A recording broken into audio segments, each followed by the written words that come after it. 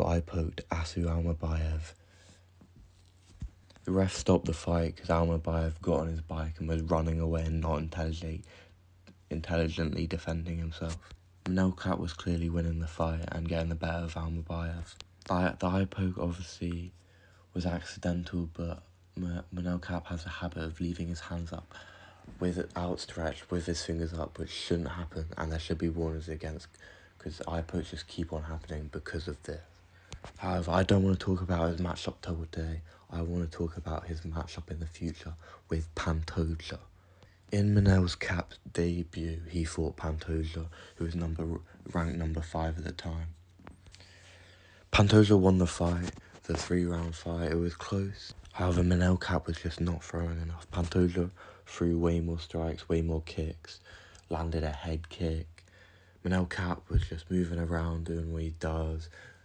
He threw way less strikes, barely threw any in the first, threw like 7, 8, 9 strikes in the first. However, Pantoja failed his 2-3 takedowns that he shot. He failed all of them, whereas Manel Kape landed 2 of his 3 takedowns on Pantoja. This just shows that Manel Kape has the grappling to deal with Pantoja. And if it was a 5-round fight, it could have been a lot different. Pantoja landed over 60 strikes, whereas Manel Kape landed 35 strikes. However, Manel Kape landed 2 of his 3 takedowns, whereas Pantoja didn't land any.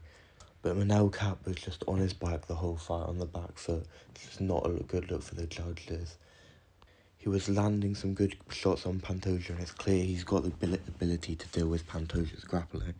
Their last fight was over 4 years ago. Manel Kape and Pantoja have both got a lot better since then. Manel Kape recently had a fight with Makayev, where he was also dealing with Makayev's takedowns very well, with a broken foot in the first round. This just shows Manel Kape has the ability to deal with the takedowns and the grappling of Pantoja. However, the case is, can Manel Kape knock out Pantoja in 5 rounds, or can he do enough to win the decision in those 5 rounds?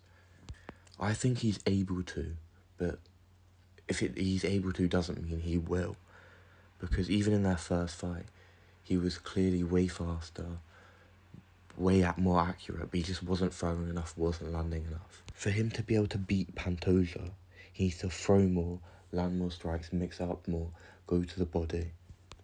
He threw under 10 kicks the whole fight. He needs to be throwing more kicks, because the only one at flyweight that had the power to deal with Pantoja is Davison Figueiredo. Manel Kape in his fight didn't drop Pantoja, and it did not look like any of the shots that Manel Kape threw hurt Pantoja at all. We don't know if this will still be the case, but going off that fight, their last fight, none of the strikes Manel Kape threw seemed to affect Pantoja that much at all. So most likely the fight isn't going to end in a knockout and it's going to be a decision. This puts the odds more into Pantoja's favour. They both have very good cardio, so that won't be an issue. The issue is more of the question is, can Manel Kape be more active enough and throw enough strikes to win the fight over Pantoja? Manel Kape is the taller one out of the two. It's good. He also has a range advantage, which he uses very well to maintain the distance and keep the void. Pantoja has never been knocked out, so it's very unlikely that Manel Kape's going to knock him out.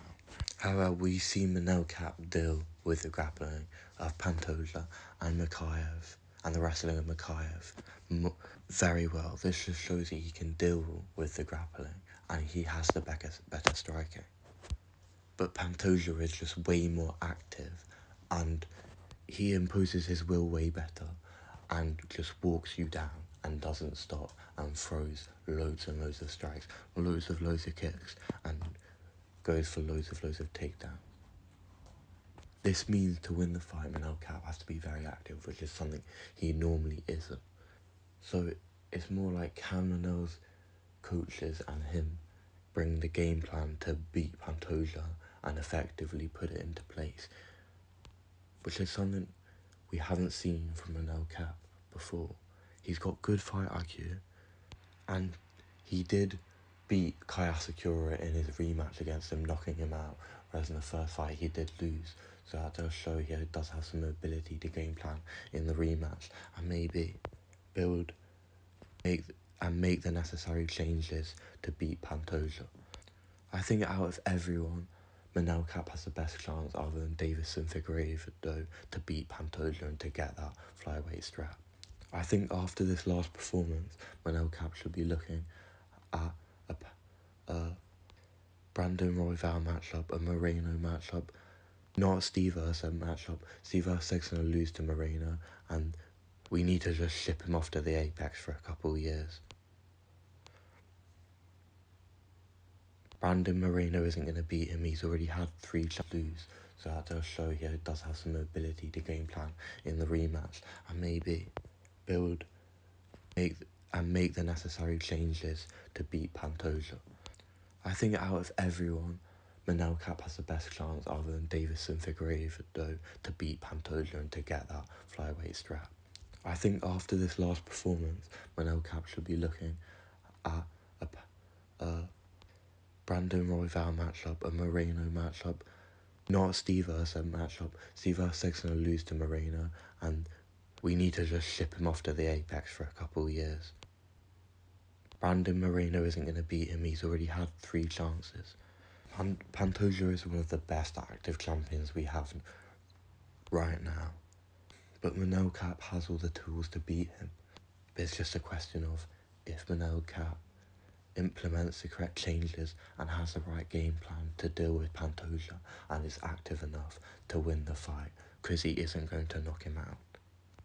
I believe that this matchup is 60-40% in favour of Pantoja, and I'd go Pantoja